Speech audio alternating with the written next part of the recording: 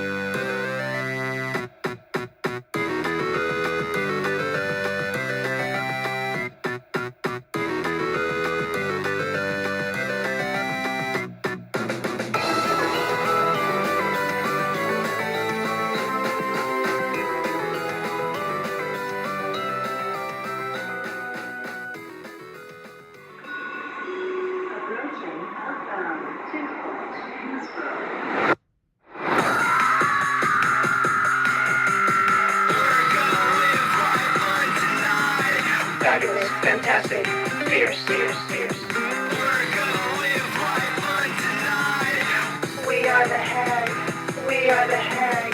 Bag, hag, homo, honey, fruit, loot, Goldilocks. We are the hag, we are the hag. Bag, hag, homo, honey, fruit, loot, Goldilocks.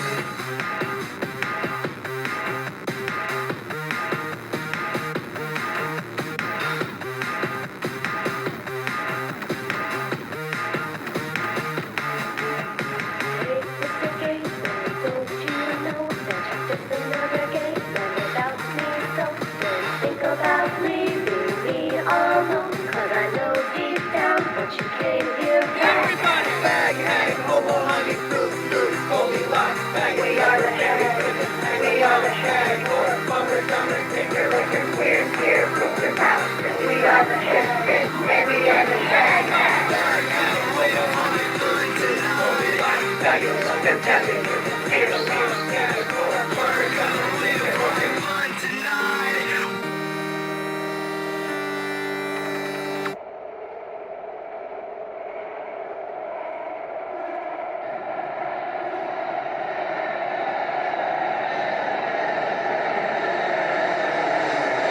Resistance. Brown joy is resistance. Existence is resistance. Great job. Now you're ready to engage with the sing-along edition of H.P. Mendoza's Fruit Fly. Happy Pride. Thanks for doing that, everybody. Now, this was your feature directorial debut, which, as Elizabeth mentioned, screened as AAIFF's closing night film back in 2009. How does it feel to have it come back in 2025? So when I started approaching organizations for a reunion, it's only because I was planning for the 20th anniversary. We shot this 17 years ago. It's actually the 16th anniversary of the festival run and the 15th of the theatrical. I just figured it would take a long time to get things going, but like the organizations were like, hey, let's just do it right now. And I was like, it's a weird number, 16, right? Like, or 17 actually. Why? And it was interesting because I think a lot of the organizations were like, yeah, because you never know what's going to happen. You know, and I think a lot of this was happening during a time when, and a lot of us here might know what I'm talking about here, getting an email every day, and I thought to myself, if I get one more email from an arts organization that's being defunded, I'll scream, you know? Yeah. And I think it was Lex Sloan of the Roxy Theater who actually said, well, how cool would it be to have a bunch of queer people of color on screen asking the audience to scream the words, we're gonna live life undenied. Yeah. Now, when this screened back in 2009, how do you feel that viewers who How do you feel viewers received this differently in 2009 as opposed to new viewers today in 2025? I'm super curious to see how new viewers receive this, because in 2009, when we did the festival run, gay movies were different. You know, there weren't too many gay movies that featured Asians, and when there were Asian films that featured anything queer, it was always kind of, you know, trauma-based. Mm-hmm. And you'd get different reactions from the Asian film festivals than you would at the queer film festivals. How so? Just things that people would laugh at. You know, like it's what's really funny is you screen this at a queer film festival whenever Wendy says, "This is my roommate Bethesda," and you know she just finished, you know, like picking out the ingredients of this drink, and one of the characters says, "Oh, yeah, that's fabulous." No one really laughs at the queer festival. It's like, yeah, that's just what we say. And like at Asian film festivals, everyone's like, "Oh my God, it's such a thing for gay people to say." And also that was 2009. It was very different.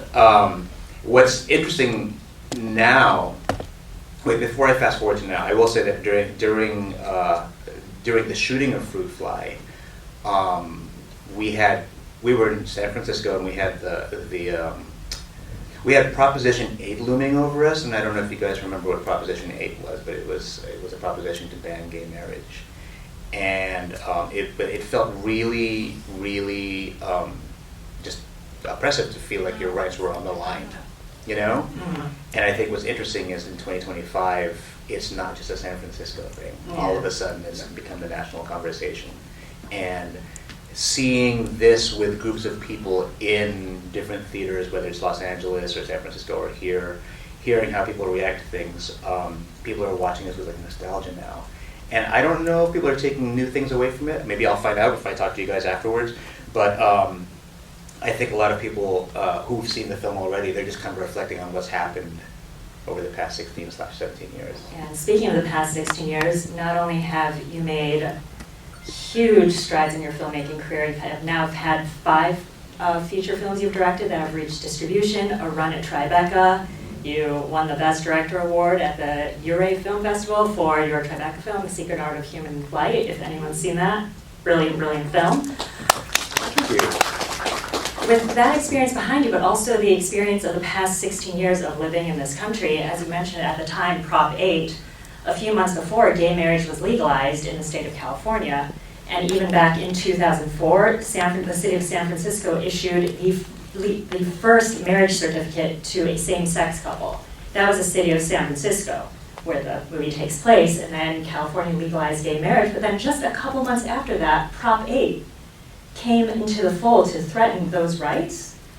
But we were also on the precipice of hope with Obama about to get elected in 2008 as well. We had the Obama years, we had 2016, we had 2020, and now here in 2025, we're sort of in these, not even the precipice of despair, but sort of fallen into that. So if there were anything, and I know every filmmaker wants to change something about a film they've made in the past, but in terms of the story you would tell, is there anything you would change if you were to make this film in 2025? I mean, first, it's really hard for me to not change it all, right? Because it's really, I mean, I'm in a really vulnerable position showing a lot of people like the very first thing I directed, because I'm watching this thing like, I would do this so differently now. Mm-hmm. Imagine if we, you know, if I knew then what I know now. And I feel like I'm sharing like a school play, you know? But as far as what I would do differently, as far as like story-wise, I don't know if I do anything differently, because I think I still carry the sort of musical spirit of collectivism in me. You know, I don't think that's something I ever wanted to lead with, like directly with any of my films, because once you start talking like that, you start, you know, it's like you're forcing spinach into the audience's, you know, mouths. Like, hey, this is good for you, fucking swallow this. And I always try to Trojan horse everything. It's like, yeah, it's a raunchy musical about, you know, about a Filipino fag hag, but yeah, I think because the spirit existed then, I think maybe now than ever, what would I do different? I'd probably just make it louder. That's fabulous. I said that. That was a cool answer. So now, you mentioned this being musical. This isn't the first musical you've written, though.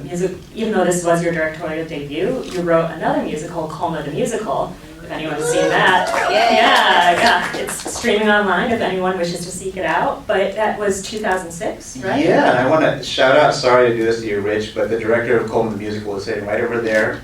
That's Richard Wong. He was also the DP for Fruit Fly. And my God, yeah, 2006. It'll be 20 next year. Now, from what I read about COLMA, you first conceived that as a concept album. You wrote the music for COLMA first, sort of as a love letter to this town outside of San Francisco. Mm-hmm. What was your process with creating the music and the story for Fruit Fly? Was it conceived in the same way as COLMA, would you say? Or? Not at all. I feel like, I don't know, maybe it was just me being like a little bit of a punk ass. Like everything about Fruit Fly, I just wanted to be just a sort of act of defiance. I feel like there were so many people kind of telling me what to do, and maybe that's just the way things are, right? But I was like, you can't tell me what to do. I'm going to write this like a normal screenplay. And I would write the screenplay and the music at the same time. So I'm like, well, lyrics are dialogue. So why would I treat this the same way I did the last musical? And I reverse engineered it from the ending, you know, like it's like, okay, how's this going to end? And let's start there and just write it like a normal screenplay. So I think that I think that makes it so that way the music does have a different. I mean, it obviously it decidedly has a different sound from COLMA, right? But also it does flow like a screenplay.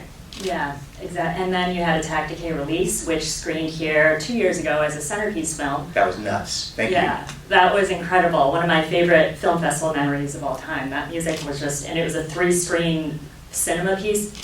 So absolutely brilliant. But the music for that and the story for that, your process for that, would you say it was sort of a little, it's, even though it didn't follow a narrative story, right, in a sense? You know, that was actually more akin to like COLMA the Musical, because it was a concept album that I wrote for my husband, who's in the audience right there. There's Mark DeLima, who did all the animation. He's hiding, but he did all the animation for Fruit Fly. I wrote that as a concept album because he was complaining about the fact that there hadn't been a New Boards Canada album in years, and so I made a concept album about like the pilgrimage of humans from Earth to the moon after a deadly pandemic hits. And I wrote this in 2012, right? This is way pre-COVID.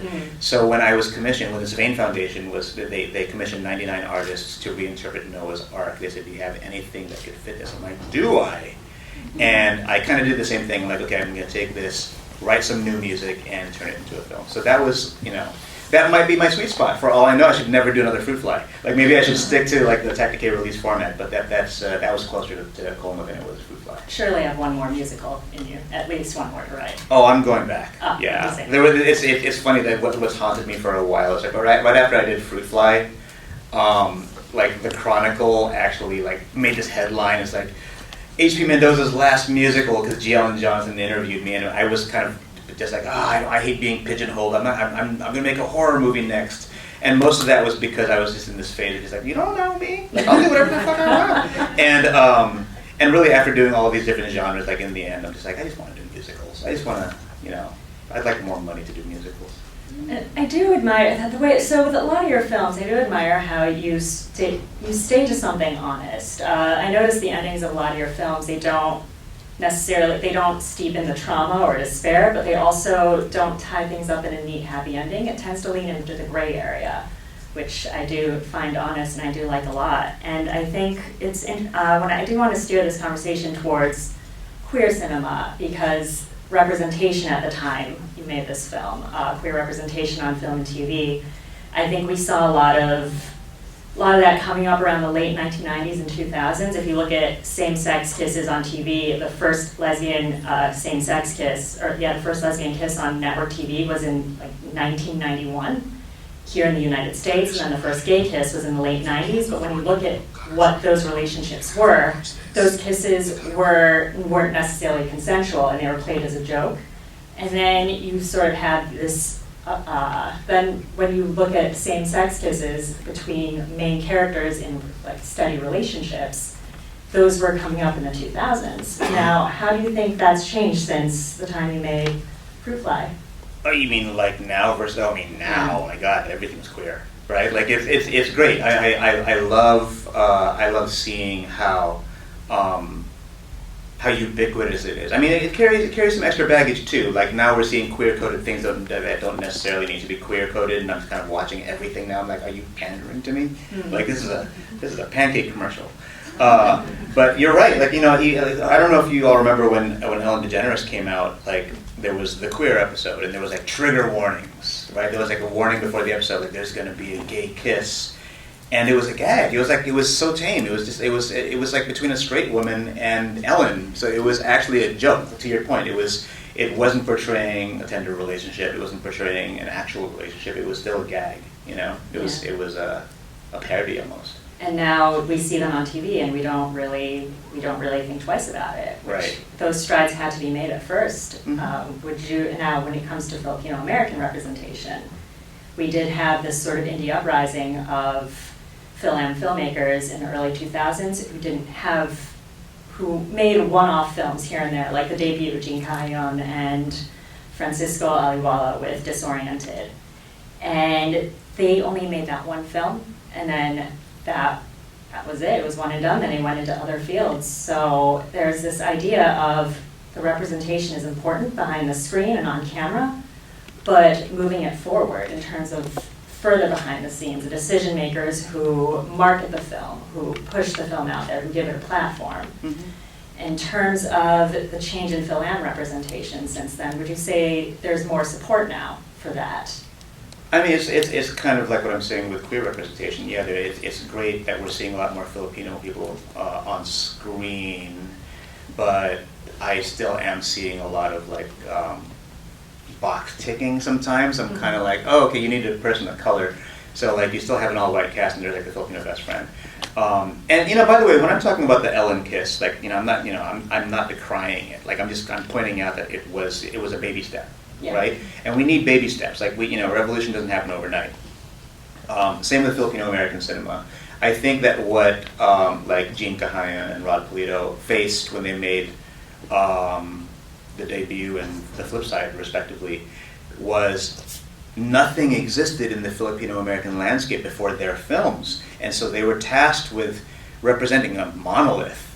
And we're not a monolith. No group of people are actual monoliths. And it resulted in lots of people watching their films and saying, well, that's not my family. Well, that's not my Filipino experience. And I will say, I'm glad that they paved the way for me to be a punk ass to be like, I'm going to make a movie about a Filipino fag hag. Like I didn't feel the need to represent every Filipino with Fruit Fly. When I wrote the Filipino character for COLMA the musical, I was like, this is not going to be the model minority. This is going to be like a self-hating gay teenager. And that wouldn't have happened had there not been at least a debut. So the representation hasn't always been perfect, but it's made baby steps forward. But we're also seeing challenges of sort of this commodification of identity in cinema as well. Yeah, I mean, we're still in a place where I think like people are too afraid to maybe break that mold. Even like I would love if there were a Filipino version of Ricky Gervais's The Office, But I would you know what equality looks like? Letting a person like me make cringe comedy. Like I don't always have to make I remember. Rich, you remember this when COLMA came out. I remember people were coming up to me and saying like, yeah, why would you create such characters, these Filipino characters? Like they're not good role models. And I remember looking at her, I was like, do I have to be one?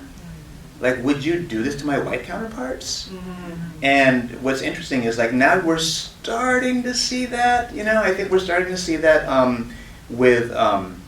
Not Filipino-American cinema, but we're starting to see that with at least like people of color in general. You're starting to see people you're starting to see some anti-heroes, And again, that's a baby step. Love that. I know we're running out of time, so I think we have time for one question. If anyone in the audience has a burning question to ask for HP, right in the middle there.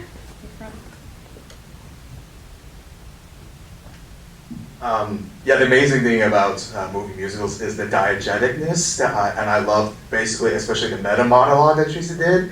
And I was curious about how do you go about working with the performers and getting them in that mood of being like, half theater, half on screen, right? So So I want to also shout out, because besides Richard Wong, who is the DP on Fruit Fly, and besides Mark DeLima, my husband who did all the animation, we have Ellen Park in the audience who played Karen, who could probably, I'm going to bring up some old memories here. We were working with a lot of people who were either just starting their acting careers or people who didn't want to be actors at all, right? They just wanted to be a part of this. And I didn't exactly have the best support system for them. And a lot of that had to do with the fact that this was guerrilla filmmaking. A lot of times it's like, okay, a bunch of extras and props. Rich Wong has a camera hidden under a trench coat just in case like cops come. And we've like, taken over a train. And like you can see, if you watch the musical numbers, you can see Ellie Rennigan like just kind of like looking out. Like she's nervous while she's singing. And they'll be like, okay, done, we got it. And she's like, that was one take. I'm like, yeah, that was rehearsal and the take. That's all we have time for. Yeah. So thank you. I think the one thing that theater would have that this did not have was rehearsal time. and so to that point, I think that Ellen and Ellie Rennigan and Aaron Zaragoza, all of the entire cast, with what we had to go through, and like I do feel like we kind of had this like fun pressure cooker that we created for people, but it didn't really give people much latitude. Y'all did a bang-up job. Yeah. You made this for, I read, $25,000, right? Yeah, it was a grant from the Center for Asian American Media. Yeah, and then I Am a Ghost was $10,000. So you know how to make films. We went down there because that was all on a Chase credit card. Yeah. Has the idea of what you would do with a large budget ever come up? Oh man. So, Rich, we'll talk about this at lunch probably next week. But like, this is something that like, I did that just came to me. I was thinking about this, how watching this, right, and getting over myself, and just like, oh, my films look better, like they sound and feel better now. But whatever, this is my first film. I should be proud of this. Pretty good. It's a pretty good film. Absolutely. And it brings me back to like people saying like, wow, look what HP does with so little. Imagine if he had a real budget. And I think what happens is like regular people or artists, right? Like basically non-producers, non-distributors, non-execs. When they say that, they're like, imagine the batshit thing he would do if he had a real budget. But I think what ends up happening when you find people like me who are doing stuff for little, and then you have people on this side, like let's say an agent, they're kind of like, aha, there's someone who can do it for $25,000. He can do it for $25,000. If we give him more, we can make him fit a mold better. Does that make sense? Like, they see me and they're like, oh, he knows how to fit the mold of a feature filmmaker. If we give him more, then maybe he'll do something a little more traditional, because it's just their way of, because that's success, right? Success is making something that everyone likes. And one thing I said about Fruit Fly from the get-go to everybody is like, people would say like, don't you want to make a timeless film? I'm like, no. Fruit Fly is a time capsule. Let's show that Palm Pilot trio. Let's show the skyline. I know what's going to happen to this sky. By the way, the skyline does not look like that anymore. Now the skyline's completely full of towers taller than that. Wow. Also, we've shot most of that film in my apartment where I live with Mark. And we've been there for 19 years. When I wrote that, I'm like, yep, I'm totally that artist, and I have a Dirty Judy above me. And now I'm watching it at the Roxy in San Francisco, and I'm like, fuck, I'm Dirty Judy. We're all Dirty Judy. Dirty Judy is universal. Yeah. But this has been a great conversation. Thank you for your time. Thank you. And this has been a great conversation about not only representation, but just the fight for progress, how we've seen progress in our government move forward and move back, and understanding that the fight is never ending. There's no finish line. History doesn't have an endpoint, neither does progress. Also talk about art and the commodification and what you would ask yourself as an artist if you were to, the pressures of identity and having a budget and having to answer to people and having to stay true to your voice. Now, with one thing I want to ask before we leave, what advice would you give to an up-and-coming filmmaker, whether Fil-Am, queer, the intersection of both? What advice would you give to them now, and how would that advice differ from the advice you would give a filmmaker back in 2009? Oh man, I was never good at this. I was never good at, and even then I'm like, oh, I'm a bad person to ask for advice, because like basically like everything about me, I just like my persona was this.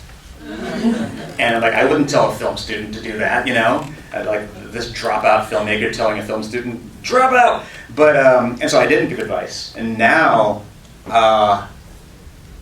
maybe I just tell people to do this, you know, because I feel like especially in the arts, you are going to be surrounded by people who are going to breathe down your neck and tell you to not be you. And yes, you are going to hear messages like authenticity is expensive, but the best things in life are. And if you want to do the most resonant, most universal art, tell your own fucking story. Don't do anything to please everybody. You can't please everybody. You know what? You should be happy if you have an enemy. You should be happy if someone hates you, because this world is so huge and not everyone's good. So go out there and make your art. HP Mendoza, everyone. 50 years from now, only in the form of an anonymous photograph. What would they think then? Would they know what we did? Only moments before the shutter closed, our images in time. Old